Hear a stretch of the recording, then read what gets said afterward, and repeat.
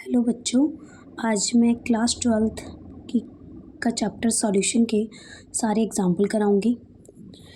First question है, calculate mole fraction of ethylene glycol C2H6O2 in a solution containing 20% of ethylene glycol by mass. यहाँ पे जो 20% given है उसको आप लिखोगे 20/100। 20 जो ऊपर है वो मास ऑफ सॉल्यूट लिखोगे इन ग्राम, और नीचे जो 100 लिखा हुआ है जो परसेंटेज का आया है उसे लिखोगे mass of the solution. Mass of solvent कैसे निकालोगे? मास ऑफ सॉल्यूशन में से मास ऑफ सॉल्यूट माइनस कर दोगे तो मास ऑफ सॉल्वेंट आ जाएगा। नेक्स्ट है इथाइलिन ग्लाइकोल का मोल फ्रैक्शन निकालना है। We know that mole fraction of A equal to number of moles of A upon में number of moles of A plus में number of moles of B. Mole fraction ethylene glycol का निकालना है तो number of moles of ethylene glycol लेंगे, दूसरा number of moles of ethylene glycol plus में number of moles of water. अब तुम पूछोगे इस क्वेश्चन में वाटर तो बोला ही नहीं है तो वाटर क्यों लिया है? तो बेटे अगर दूसरा सॉल्यूशन ना गिवन हो तो हम वाटर ही कंसीडर करते हैं। ओके, नेक्स्ट है मोलर मास कैसे निकालें? इथाइलिन ग्लाइकोल क्योंकि नंबर ऑफ मोल्स होता है मास अपॉन में मोलर मास, तो मास तो 20 है, ये मोलर मास तो इथाइलिन ग्लाइकोल का है, कैसे आएगा? तो इथाइलिन ग्लाइकोल का यहाँ साइड में निकाल दिया मैंने। C2H6O2 दो कार्बन है तो दो कार्बन, 6 हाइड्रोजन है तो 6 हाइड्रोजन, ऐसे लिख लो। 2 ऑक्सीजन है तो 2O।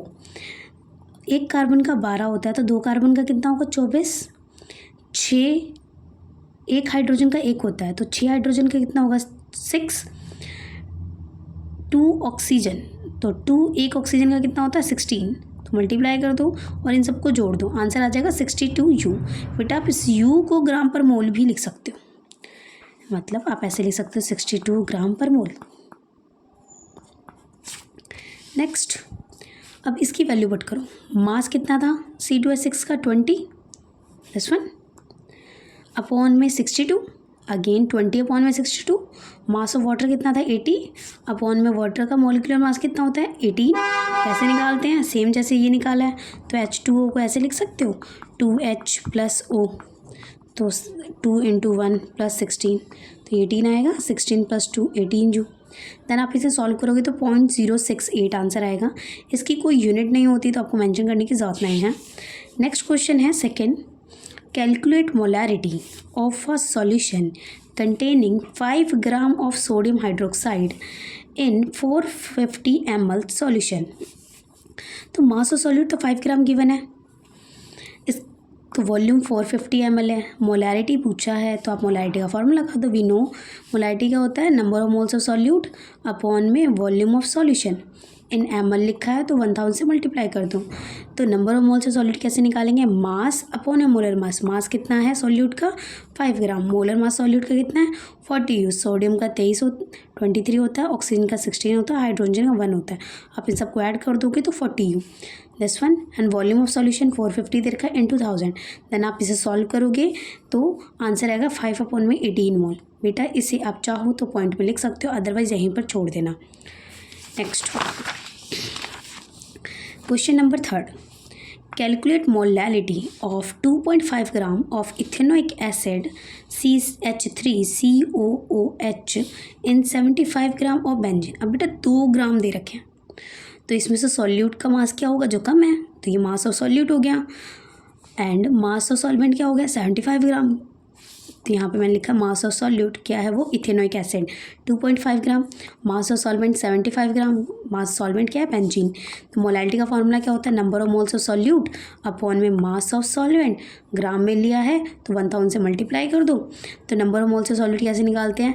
मास अपॉन में मोलर मास। तो गिवन मास क्या है? 2.5, और आप मास इथेनोइक एसिड का निकाल लो CH3COOH। तो यहाँ पे टोटल कार्बन कितने हैं? 2। तो मैंने यहाँ पे 2 कार्बन लिख लिया, आप ऐसे भी लिख सकते हो इसको।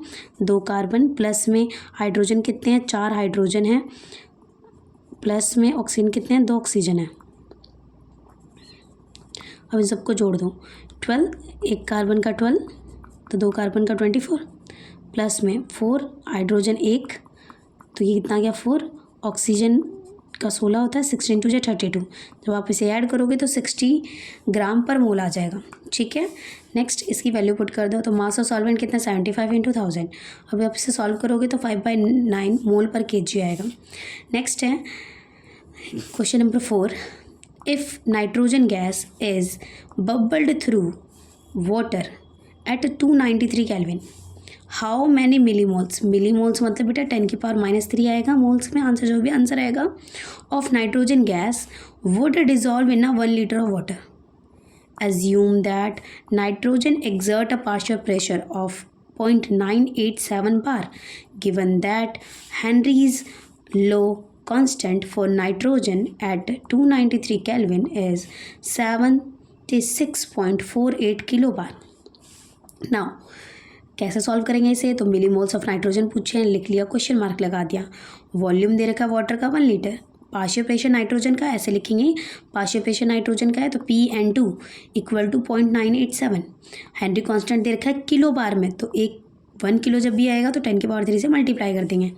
नेक्स्ट हेनरी लॉस पता है, P partial pressure equal to KH into में मोल फ्रैक्शन। तो पार्शियल प्रेशर नाइट्रोजन का है तो मोल फ्रैक्शन भी नाइट्रोजन के लोगे। देन मोल फ्रैक्शन यहाँ से निकाल लो, पार्शियल प्रेशर और KH आप इसकी वैल्यू पुट करोगे, देन आपकी कैलकुलेशन आएगी दिस वन, 0.987 अपॉन में 76.48 into 10⁻³ equal to mole fraction of nitrogen. Next जब आप इसे सॉल्व करोगे तो 1.29 इंटू 10⁻⁻5 आएगा मोल फ्रैक्शन ऑफ नाइट्रोजन। अब बच्चे कहते हैं इतनी कॉम्प्लिकेटेड कैलकुलेशन कैसे करें? तो बेटे CBSE पेपर में ये थोड़ी ना है कि सारे क्वेश्चन सिर्फ न्यूमेरिकल ही आएंगे, तो एक न्यूमेरिकल आएगा तो उसे तो सॉल्व कर ही सकते हो। नेक्स्ट 1.29 इंटू 10⁻⁵, तो मोल फ्रैक्शन कैसे लिखेंगे? Number of moles of nitrogen upon में number of moles of nitrogen plus में number of moles of water.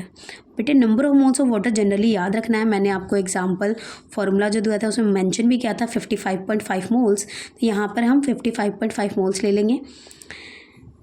तो क्योंकि यहाँ पे नंबर ऑफ मोल्स वाटर के बहुत ज़्यादा हैं तो number of moles of nitrogen जो है वो नेगलेक्ट हो जाएगा नीचे की साइड से एडिशन में, तो ऊपर रह जाएगा number of moles of nitrogen upon number of moles of water. तो number of moles of water कितना है 55.5, तो नंबर ऑफ मोल्स नाइट्रोजन कैसे आ जाएगा? इसको इधर मल्टीप्लाई में कर दो, जब आप सॉल्व करोगे तो 0.716 आएगा इंटू 10⁻³ मोल आएगा। उन्होंने मिलीमोल कहा है तो 10⁻³ को ही मिली लिखते हैं, तो हो गया answer 0.76 into millimole number of moles of nitrogen. Next है क्वेश्चन नंबर 5। बेटा ये इसकी डिजिट कॉम्प्लिकेटेड है, लेकिन क्वेश्चन ऐसा आता है पेपर में 3 नंबर या 5 नंबर का, 5 नंबर का तो रेयर है, 3 मार्क्स में ही आ जाएगा, पर कॉम्प्लिकेटेड है, डिजिट चेंज हो सकती है पेपर में। Vapour pressure of chloroform CHCl3 and dichloromethane CS2Cl2 at 298 Kelvin are 200 mmHg and 415 mmHg respectively। बेटे जब वेपर प्रेशर बोल रखा हो सिर्फ एक इंडिविजुअल कंपाउंड का तो हम उसे प्योर वेपर प्रेशर कंसिडर करते हैं। तो यहाँ पे क्लोरोफॉर्म का प्योर वेपर प्रेशर कितना हो गया 200 mmHg। देखो यहाँ पे मैंने लिखा है pure vapour pressure of chloroform.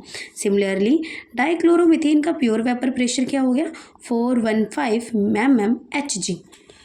Next calculate करने को क्या कहा है इसने, vapour pressure of the solution prepared by mixing 25.5 gram of CaCl3 and 40 gram of CS2Cl2 at the 298 Kelvin। Now solve कैसे करें? तो मास ऑफ क्लोरोफॉर्म तो दे रखा है और मास ऑफ डाइक्लोरोमीथेन भी दे रखा है, तो आपको फॉर्मूला P टोटल का पता है क्या, P total equal to P01 plus में P02 माइनस में P01 mole fraction of X2। Next यहाँ पर P0 क्या है 1, मतलब डाइक्लोरोमीथेन को आप मान लो फॉर एग्जांपल, यहाँ पे डाइक्लोरोमीथेन नहीं सॉरी क्लोरोफॉर्म को P1 मान लो, P0 1, डाइक्लोरोमीथेन को P02 मान लो, एंड देन इसकी वैल्यू पुट कर दो +1। अभी आ गया P टोटल, इसे फर्स्ट मानो। अब मुझे मोल फ्रैक्शन निकालने हैं 2 के, 2 को क्या माना है मैंने डाइक्लोरोमीथेन, तो डाइक्लोरोमीथेन के मोल फ्रैक्शन निकाल लो, तो X2 equal to number of moles of 2 plus में number of moles of 1 plus में नंबर ऑफ मोल्स ऑफ 2, तो इनके मास अपॉन मोलर मास करोगे तो मैंने मोलर मास यहाँ पे CHCl3 का निकाल रखा है, तो यहाँ पे क्या होगा, एक कार्बन है तो 12, एक हाइड्रोजन है 1 एंड Cl3 तो 3 क्लोरीन है तो 35.3 इंटू 3, जब आप इसे सॉल्व करोगे तो 119.5 आएगा। सिमिलरली मोलर मास आपको डाइक्लोरोमीथेन का निकालना है, तो एक कार्बन है तो 12 प्लस में 2 हाइड्रोजन है तो 2 एंड 2 क्लोरीन है, तो एक क्लोरीन 35.5 होता है, तो उसे मल्टीप्लाई कर दोगे 17 आएगा, इसे ऐड करोगे 85। देन यहाँ पे number of moles, mass upon mass given ही है, पुट कर दो वैल्यू, सॉल्व करोगे 0.688 आएगा। ये पुट कर दो फर्स्ट इक्वेशन में।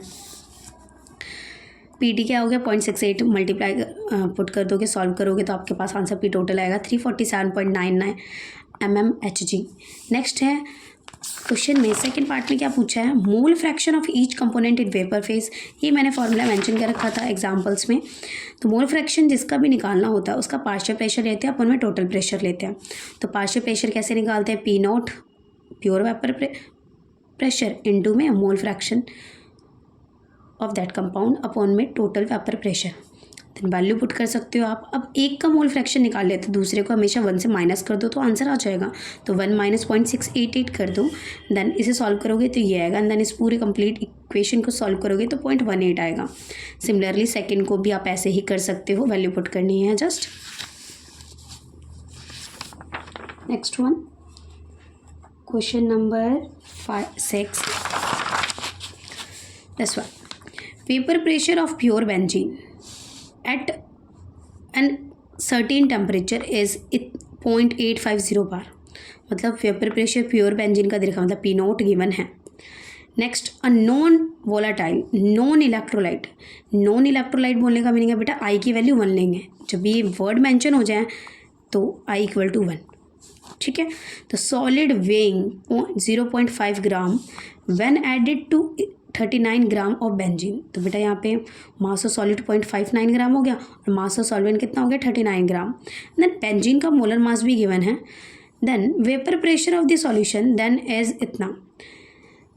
वेपर प्रेशर सॉल्यूशन का जब हमने सॉल्यूट ऐड कर दिया है तब कह रहा है 0.845 है, मतलब सॉल्यूशन का वेपर प्रेशर है, पहले प्योर था जब उसमें कुछ ऐड कर दिया तो वो सॉल्यूशन का बन गया, तो वेपर प्रेशर सॉल्यूशन का दे रखा 0.85। देन कह रहा है मोलर मास बताओ सॉलिड सब्सटेंस का।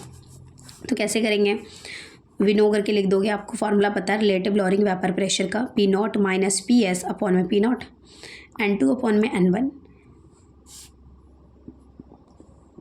वैल्यू पुट करो, नंबर ऑफ मोल्स सॉल्यूट के बोले हैं तो मास अपॉन में मोलर मास, सॉल्वेंट के बोले हैं तो मास अपॉन में मोलर मास। देन इस एम को आप सॉल्व करोगे तो आपके पास आंसर आएगा 170 ग्राम पर मोल। Question number 1.7, 18 gram of glucose is dissolved in 1 kg of water in a saucepan. At what temperature will water boil at 1.013 bar? Kb for water इतना। तो कह रहा है 18 ग्राम ग्लूकोज है, उसे डिज़ोल्व किया जा रहा है 1 kg ऑफ वाटर में, तो मुझे टेम्परेचर बताना है वाटर का, तो कैसे बताएंगे। मास ऑफ सॉल्यूट 18 ग्राम है गिवन है, मास ऑफ सॉल्वेंट केजी में गिवन है, उसे ग्राम में, यूनिट हमेशा सेम होनी चाहिए। केबी गिवन है this one. Boiling point of solution पूछा, मतलब टीबी पूछा है। अब हमें पता है कैसे चला बॉइलिंग पॉइंट डाला है, क्योंकि बेटा सॉल्यूट ऐड किया है सॉल्वेंट में, तो कॉमन सी बात है तब पूछ रहा है कि टेम्परेचर क्या होगा, तो सॉल्यूशन का टेम्परेचर निकालेंगे। तो आपको पता है जैसे कि del T B equal to K B M होता है, तो डेल टी बी को लिख सकते हैं T B minus T naught B, मतलब बॉइलिंग पॉइंट जो है टेम्परेचर वो सॉल्यूशन का होगा, माइनस में प्योर सब्सटेंस का होगा boiling point, equal to 0.52 value put कर दो। मोलैलिटी आपको निकालने आती है, number of moles of solute upon में सॉल्वेंट। सॉल्वेंट यहाँ पे 1000 ग्राम दे रखा है, तो ग्राम में है तो 1000 से मल्टीप्लाई करेंगे, cut. Then mass of solid 18 दे रखा है, इसका मोलर मास ग्लूकोज का आप निकाल सकते हो, जैसे C6H6H12O6 है, तो 6C + 12H + 6O, तो एक कार्बन का होता है 12, तो 6 कार्बन का 72 प्लस 12 इंटू में 1 हाइड्रोजन का 12 प्लस में 6 ऑक्सीजन है तो 16 होता है, तो 96 आएगा। जब आप इसे ऐड करोगे तो 180 आएगा U, ठीक है। वैल्यू पुट कर दिया यहाँ पे, देन सॉल्व करोगे तो इतना आ जाएगा। देन टी नॉट भी हमें लर्न रखना है कि वाटर का प्योर बॉइलिंग पॉइंट क्या होता है, 373.15 बेटे ये मैंने सारे एग्जाम्पल में मेंशन किए हैं, आप उसे याद करने के बाद ही सॉल्व करना। तो टी बी यहाँ से क्या आ जाएगा, इधर माइनस है, इधर आगे प्लस हो गया, सॉल्व किया, ऐड किया, आ गया आंसर। नेक्स्ट है example 1.8, the boiling point of benzene is 353.23 kelvin when 1.80 gram of a non-volatile solute was dissolved in 90 ग्राम। तो सॉल्यूट बॉइलिंग पॉइंट बेंजीन का गिवन है, मतलब प्योर बॉइलिंग पॉइंट गिवन है 353.23, क्योंकि इंडिविजुअल कंपाउंड की बात हो रही है। जब इसमें 1.80 ग्राम नॉन वोलाटाइल सॉल्यूट ऐड किया जाता है 90 ग्राम बेंजीन में, तो मास ऑफ सॉल्यूट गिवन है, मास ऑफ सॉल्वेंट गिवन है, तो बॉइलिंग पॉइंट बढ़ जाता है कितना, 354.11 केल्विन, मतलब बॉइलिंग पॉइंट सॉल्यूशन का गिवन है। आफ्टर एडिशन है ना, तो कुछ ऐड करने के बाद सॉल्यूट को जब सॉल्वेंट में ऐड करते हैं तो सॉल्यूशन का ही तो बनता है, तो सॉल्यूशन का ही बॉइलिंग पॉइंट है। Calculate the molar mass of solute, solute का मोलर मास कैलकुलेट करना है और के बी गिवन है, तो डेल टी बी का फॉर्मूला लगा दो, क्योंकि के बी गिवन है, तो del T B equal to K B M होता है। के बी की वैल्यू दे रखी है 2.53, और एम कैसे निकालते हैं, molality number of moles of solute upon में मास ऑफ सॉल्वेंट टू में 1000, अगर मास ऑफ सॉल्वेंट ग्राम में है तो mass of number of moles कैसे निकालते हैं, मोलर गिवन मास अपॉन में मोलर मास, तो गिवन मास 1.80 है, मोलर मास पूछा हुआ है, वैल्यू पुट करो, T B minus T naught B, मतलब जितना था पहले और उससे बढ़ गया तो डेल टी बी आ जाएगा माइनस करके, तो इसकी वैल्यू आ जाएगी आपकी +1 354.11 माइनस 353.23, देन सॉल्व करोगे आप तो आपके पास आंसर आ जाएगा 57.5 ग्राम पर मोल। नेक्स्ट क्वेश्चन है 1.9, 45 gram ethylene glycol is mixed with 600 gram. तो बेटा मास ऑफ सॉल्यूट क्या हो गया 45 ग्राम, मास ऑफ सॉल्वेंट क्या हो गया 600 ग्राम। तो कह रहा है फ्रीजिंग पॉइंट डिप्रेशन बताओ, तो freezing point depression word use किया तो डेल टी एफ बताना होगा। तो फॉर्मूला क्या होता है, we know del T F equal to K F M. तो बेटा यहाँ पे सब गिवन है, मैंने साइड में लिख दिया है, मास ऑफ सॉलिड गिवन है, मास ऑफ सॉल्वेंट गिवन है। देन मुझे मोलैलिटी का फॉर्मूला पता है, number of moles of solute upon mass of the solvent, mass of the solvent तो गिवन है 600, number of moles of solute कैसे निकालते हैं पता ही है, गिवन मास अपॉन मोलर मास। अब गिवन मास कितना है 45 ग्राम, और इथाइलिन ग्लाइकोल का मोलर मास निकालने की जरूरत है, फिर मैंने साइड में मोलर मास निकाला, C2H6O2 है तो 2 कार्बन हो गए, 6 हाइड्रोजन हो गए और 2 ऑक्सीजन हो गए, एक कार्बन का 12 होता है, हाइड्रोजन का 1 होता है, ऑक्सीजन का 16 होता है, मल्टीप्लाई करोगे सॉल्व करोगे 62 आएगा। यहाँ पे सॉल्व करने के बाद मोलालिटी आएगा 1.2 मोल पर केजी, तो del T F equal to K F M, then इसमें वैल्यू पुट कर दो आप। और के एफ वाटर के लिए आपको याद रखना है, देखो इस क्वेश्चन में गिवन नहीं है इसीलिए मैंने आपको मैंशन कर दिया था एग्जाम्पल में ही कि ये याद रखना है, del T F equal to 2.2 kelvin, यहाँ से आ जाएगा जब आप सॉल्व करोगे। नेक्स्ट पूछ रहा है फ्रीजिंग पॉइंट सॉल्यूशन का बताओ, तो बेटा सॉल्यूशन का फ्रीजिंग पॉइंट कैसे निकालेंगे, तो del T F equal to होता है T naught F minus T F, और फ्रीजिंग पॉइंट वाटर का क्या होता है 0 डिग्री सेल्सियस, सेल्सियस में है, अगर कैल्विन में लिखना है 273.15 कैल्विन पूरा भी लिख सकते हो, अदरवाइज आप सिर्फ 273 कैल्विन भी लिख सकते हो। तो 2.2 इक्वल टू 273.15 माइनस में टी एफ की वैल्यू निकाल लोगे तो आंसर आ गया। Next one sorry question number 10, 1 gram of non electrolyte solute dissolve in 50 gram benzene, lower the freezing point of benzene by इतना। बेटा लोअर द फ्रीजिंग पॉइंट मतलब डिप्रेशन, लोअर का मीनिंग डिप्रेशन फ्रीजिंग पॉइंट दे रखा है, मतलब del T F दे रखा है 0.40 केल्विन, और यहाँ पे मास ऑफ सॉलिड गिवन है क्योंकि कम है, और ये ज़्यादा है तो मास ऑफ सॉल्वेंट गिवन है 50 gram. Next the freezing point depression constant, freezing point depression constant क्या होता है के एफ कितना गिवन है 5.12 केल्विन केजी पर मोल। कह रहा है मोलर मास बताओ, तो डेल टी एफ की बात की है तो डेल टी एफ का फॉर्मूला लगा देंगे, del T F equal to K F M, then del T F 5.12, then molality आपको निकालने आती है, number of moles of solute upon mass of solvent, तो नंबर ऑफ सॉल्यूट जो है उसे आप लिख सकते हो mass of solute upon molar mass of solute, और इससे मैंने काट दिया 5 2 जा 20 आ गया, देन ये 5.1 है वैल्यू पुट कर दी। अब यहाँ पे मास ऑफ सॉल्यूट तो पता था कितना है 1 ग्राम, और मास मोलर मास कितना है m, देन इस पूरी टर्म को ये ऊपर है तो यहाँ के नीचे हो जाएगी, यहाँ पे लिख दिया, देन इसे सॉल्व करोगे तो 256 ग्राम पर मोल आएगा। Next 1.11, 200 centimetre cube of N aqua solution, अब बेटा देखो ये कह रहा है 200 सेंटीमीटर क्यूब है एक्वस सॉल्यूशन। मैंने आपको बताया था सेंटीमीटर क्यूब होगा तो वॉल्यूम गिवन है, तो वॉल्यूम कितना गिवन है 200 centimetre cube. Of a protein contain 1.26 gram of protein, तो मास ऑफ सॉलिड कितना है 1.26 gram. Osmotic pressure of such solution, तो कह रहा है ऑस्मोटिक प्रेशर जो ऐसे सॉल्यूशन का है जो 300 केल्विन पर पाया गया है वो है 2.57 into 10⁻³ bar. Calculate the molar mass of protein. अब ऑस्मोटिक प्रेशर की बात की गई तो ऑस्मोटिक प्रेशर का फॉर्मूला लगेगा पाई इक्वल टू CRT। पाई तो गिवन है, टी भी गिवन है, सी कंसंट्रेशन होता है, तो कंसंट्रेशन क्या होता है number of moles upon volume, और आर आपको याद रखना है 0.083 होता है इंटू 300। तो number of moles of solid कैसे निकालते हैं, मास अपॉन मोलर मास, और वॉल्यूम तो दे रखा है 200 और मास भी गिवन है 1.26। वैल्यू पुट करो, मोलर मास आ जाएगा, आप इसे कैलकुलेट कर सकते हो, आंसर आएगा 61022 U। नेक्स्ट वन,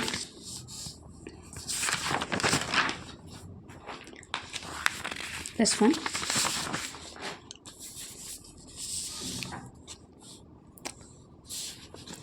1.12 बेटा ये बहुत इंपॉर्टेंट क्वेश्चन भी है। रीज़न ये है प्राइवेट स्कूल में जनरली दिया जाता है, कैलकुलेशन लेंदी है, थोड़ी कॉम्प्लिकेटेड भी है, बट मैं ट्राई करूँगी बहुत आसानी से आपको समझ आ जाए।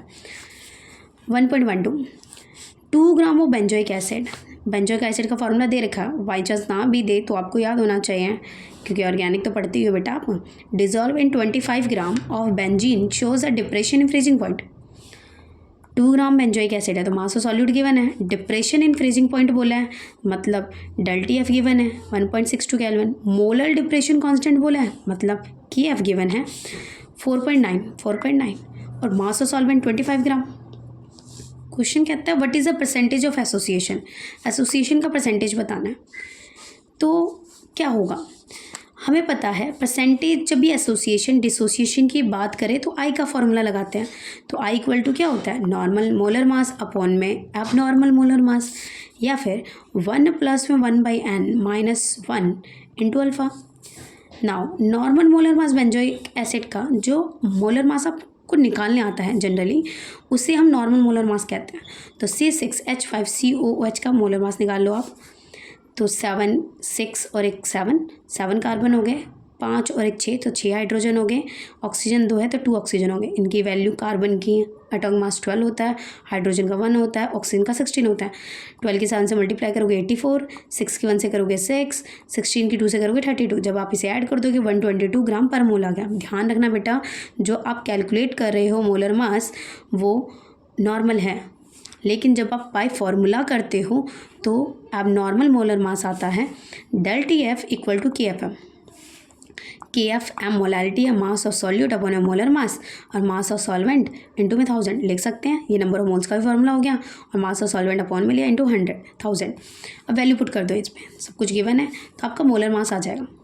तो अभी मैंने ऊपर बताया वेंटो फैक्टर का फॉर्मूला होता है नॉर्मल मोलर मास अपॉन में अब normal molar mass equal to 1 plus 1/n minus 1। अब बेटा ये n की वैल्यू कैसे डिसाइड हुई, यहाँ पे डाइमर बोला है, डाइमर का मीनिंग N2, तो यहाँ पे n की वैल्यू 2, तो वैल्यू नॉर्मल मोलर मास भी लिया ही मैं, अब नॉर्मल मोलर मास भी कैलकुलेट कर लिया, यहाँ पे वैल्यू पुट कर दूँ तो क्या होगा 122 upon 241.98 equal to 1 plus minus half into alpha. जब आप इस ब्रैकेट को सॉल्व करोगे तो माइनस हाफ आएगा। नेक्स्ट ये जो 1 है इसको इस साइड ले जाओ, माइनस हो जाएगा।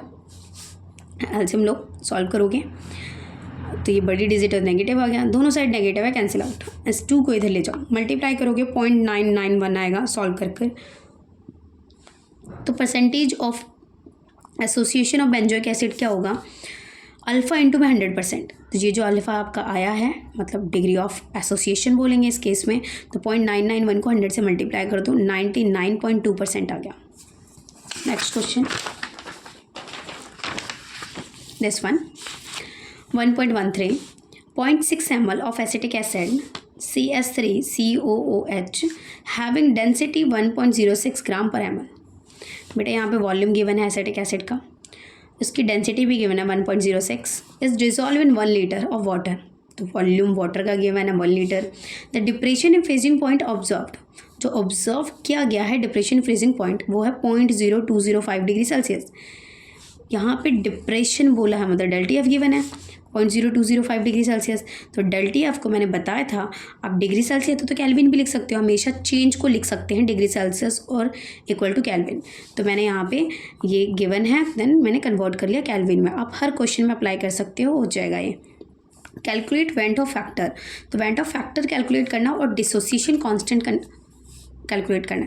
तो डिसोसिएशन कांस्टेंट क्या होता है? फर्स्ट ऑफ ऑल मैं वेंट ऑफ फैक्टर बोला है, अब कौन सा फॉर्मूला लगाऊं वेंट ऑफ फैक्टर का पता कैसे चलेगा? तो मैं पहले सारे फॉर्मूले लिख लूँगी।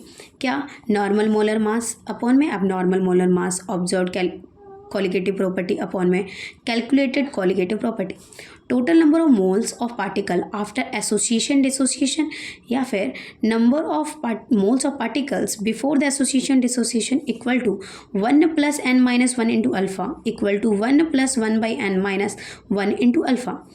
हेयर कॉलिगेटिव प्रॉपर्टी पता है हमें, डिप्रेशन फ्रीजिंग पॉइंट होता है, तो मतलब मेरे को ये वाला यूज़ करना है। डिसोसिएशन कांस्टेंट बोला है तो ये वाला फार्मूला यूज़ करेंगे। बता चुकी हूँ मैं थ्योरी पार्ट में कि ये फार्मूला डिसोसिएशन के केस में यूज़ करते हैं। तो मैंने क्या किया, I equal to observed colligative property जो दे रखी है 0.0205, वर्ड भी यूज़ कर रखा ऑब्जर्व्ड, एंड अपॉन में कैलकुलेटेड जो हम डेल्टा एफ कैलकुलेट करेंगे। तो डेल्टा एफ होता है KFM, KF जो वाटर के केस में है वो 1.86 होता है, और मोलैलिटी कैलकुलेट कर लेंगे। कैसे करेंगे? अब इसे मैं मोलैलिटी में अलग से कैलकुलेट करती हूँ, तो फर्स्ट इक्वेशन मान लें। मोलैलिटी होता है number of moles of solute upon में मोलर मास इन kg। तो number of moles of solute क्या लिखते हैं? गिवन मास अपॉन में मोलर मास, और ये मास ऑफ सॉल्वेंट तो है ही, अगर आप kg में रख रहे हो तो 1000 से मल्टीप्लाई करने की जरूरत नहीं है। तो मैंने बताया था अगर गिवन मास गिवन नहीं है डायरेक्टली और डेंसिटी, तो आप उसे लिख सकते हो डेंसिटी इंटू वॉल्यूम।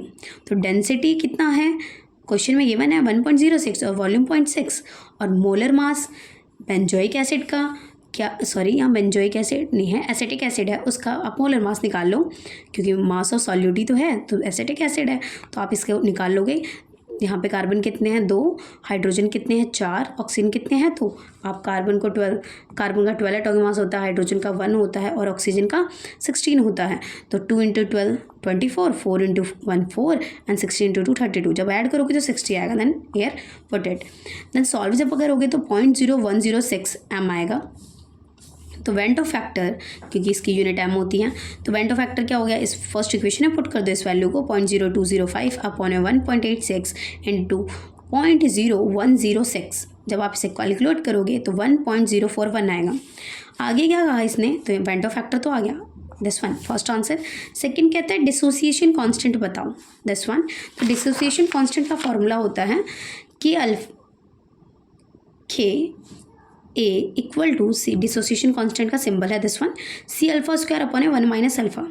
देन बेटा अल्फा डिसोसिएशन के केस में मैंने बताया था I equal to 1 + n-1 into alpha होता है। तो I तो निकाल लिया, ये 1, और n कैसे निकालते हैं मैंने आपको सिखाया भी था फॉर्मूलाज में ही कि n निकालते कैसे हैं, अदरवाइज मैं बता देती हूँ एक बार और। जैसे CH3COH है, जब इसे तोड़ोगे तो CH3CO नेगेटिव प्लस में H पॉजिटिव आता है। तो यहाँ पे एक तो एसीटेट आयन हो गया और एक हाइड्रोजन आयन हो गया, तो टोटल नंबर ऑफ आयन्स कितने हो गए? 2। तो यहाँ पे n की वैल्यू 2, 2 - 1 1 अल्फ़ा, 1 इंटू अल्फ़ा, तो 1 को इधर माइनस कर दो, 0.041 अल्फ़ा। हेयर मैंने यहाँ पे एक कंडीशन लिख के काट दी, आप चाहो तो यूज़ कर सकते हो, नहीं तो कोई दिक्कत नहीं है।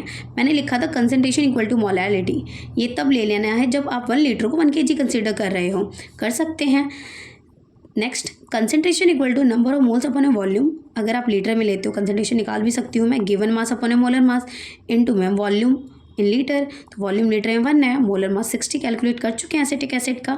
गिवन मास गिवन नहीं है यहाँ पे, तो डेंसिटी गिवन है और वॉल्यूम गिवन, तो डेंसिटी इंटू वॉल्यूम लिख सकते हो आप, देन इसकी वैल्यू पुट कर दो। पीछे मैंने बताया कैसे निकालते हैं, तो 0.0106 मोल पर लीटर है। बेटा अगर आप इसे अवॉइड करना चाहते हो कैलकुलेशन को, तो आप डायरेक्टली ये लिख कर आप मोलैलिटी की जगह कंसनट्रेशन की वैल्यू लिख सकते हो, ठीक है। नाउ इसमें इसकी वैल्यू पुट कर दो आप, दिस वन, इस इक्वेशन में वैल्यू पुट कर दो।